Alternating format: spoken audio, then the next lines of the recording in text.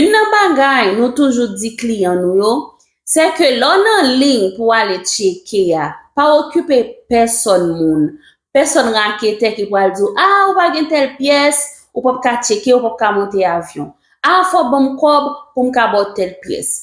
Dans transformatif sur acheter billet d'avion nan men nous expliquer ou qui tout pièce soit gen besoin. De pour gen pièce ça ou nan mon pas occuper un ken mafia un ken raquette qui pral bon parole pour yo capable prendre kob nan men. Là ou rentre en dans airport là, kounya la ou pral checker ou pral regarder qui côté avion pral monter a fait checking li. Yon exemple bien clair.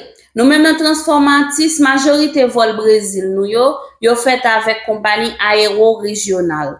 Alors l'entrée en dans airport là, ou regarder côté qui écrit aéro régional et puis c'est là dedans nous pral camper pour capable faire checking nan pour. C'est ça qui relève checking nan.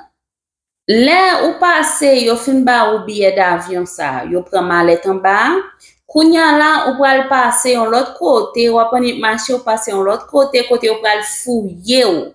Yo pral regarder ça qui nan valise ou yo pral faire radiographie, yo ka de retirer soulier ou pral besoin retirer tout bagay qui gen métal qui sou, ça veut dire zano, ceinturon et valise ou qui gen un paquet kob l'argent, monnaie. Tout ça yo qui métal, yo pral mando retirer, yo mette yo dans yon ti boîte que yo pral ba ou pour yo ka passer pour yo faire radiographie.